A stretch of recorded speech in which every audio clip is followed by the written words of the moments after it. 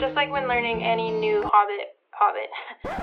Just like when learning any new skill or hobby, it's always best to start with the basics. Today, we will be going over 4 habits that are foundational to helping you not only achieve a healthy weight, but also maintaining it for the long term. First one, eat breakfast. This one is a little controversial, and even the research studies on breakfast and weight loss are controversial. However, I personally always recommend eating breakfast versus skipping it, because even though the research on whether or not it helps with the weight loss is controversial, the research on whether or not breakfast helps just with like general health is pretty solid. Specifically with like mental health, eating breakfast is really helpful for that. It can help you have better energy levels throughout the day. It can help with improved mood and concentration, prevent things like binge eating and nighttime snacking, both of which has been shown to be linked to a higher weight or higher BMI. But what if you don't feel hungry and you don't have an appetite for breakfast? Then what? Especially if you have a history of dieting or restricting or intermittent fasting, you probably won't feel hungry in the morning just because your body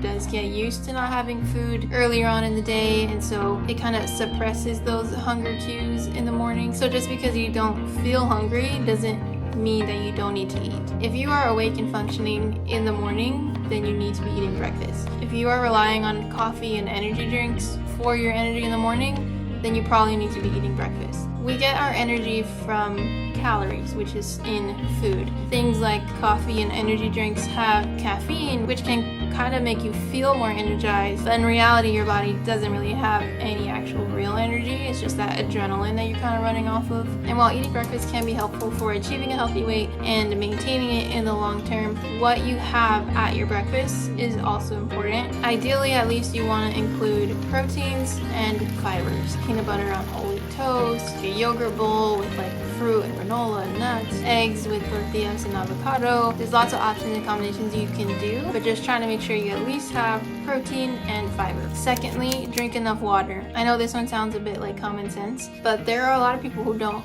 get enough water in throughout the day. Our bodies do need a lot of water just to function properly. We need a lot of water for metabolism, for breaking down food, turning food into energy, and if we don't have enough water, those functions are not working as well. Oftentimes, when you're not drinking enough water, you're usually filling up on something else, whether that be coffee, energy drinks, sugary beverages, alcohol, all of which are okay to have, but specifically in excess can make it harder to lose weight and achieve a healthy weight. Try to at least aim for anywhere from like 6 to 8 cups of water, maybe a little more depending on your size. Try to have like a water bottle with you throughout the day. Try to drink a cup or 2 of water in the morning when you wake up. Whatever works better for you. Setting a timer can be helpful too, but just try to work on that if that is something that you do struggle with. Number 3, eat carbs. Carbs are probably the number one thing people cut out when trying to lose weight, but there is really no need to cut out carbs when you're trying to achieve a healthy weight, and especially when you're trying to sustain it in the long term. A lot of times people will see success with low carb diets and they will achieve a lot of weight loss, but more often than not, people will also regain all that weight back and more once they stop doing that diet. For most people, it's not sustainable to not eat any carbohydrates. Carbs are not just part of our diet just because they are our body's main source of fuel. They are our brain's preferred source of fuel. So a lot of times whenever we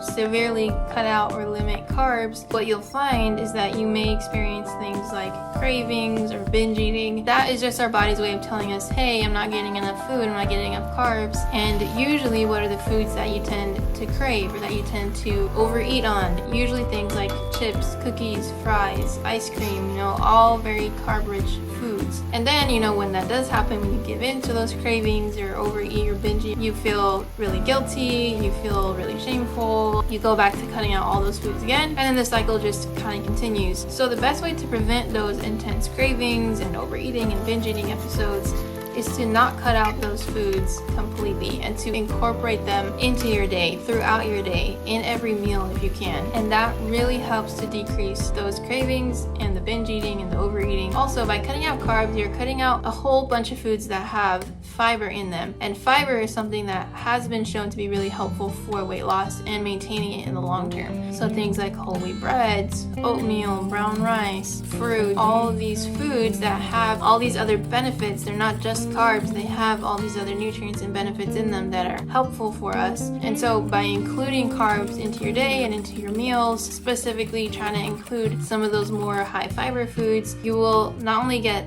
the benefit of decreased cravings, but also the benefit of increased fiber, which again is going to be helpful for achieving a healthy weight and maintaining it. Final habit, number 4, eat even when you don't feel hungry. Especially if you've been struggling to lose weight for a while, if you have done dieting, you've skipped meals, cut back calories, ignored hunger cues, you probably won't have very accurate hunger cues. So that communication that we usually have between our brain and our gut is not fully there. And so even if you don't feel hungry until like 1 o'clock or 2 p.m., that does not mean that you don't need to eat. It just means that your body is having a hard time telling your brain that it's hungry. There's a communication there that has been lost and it needs to be reestablished. Again, especially if you have a history of dieting, restricting, skipping meals. This is probably one of the bigger things that will take time to kind of reestablish and to get used to again. There was an interesting study done on hunger training where they were trying to help participants kind of reestablish those hunger cues and that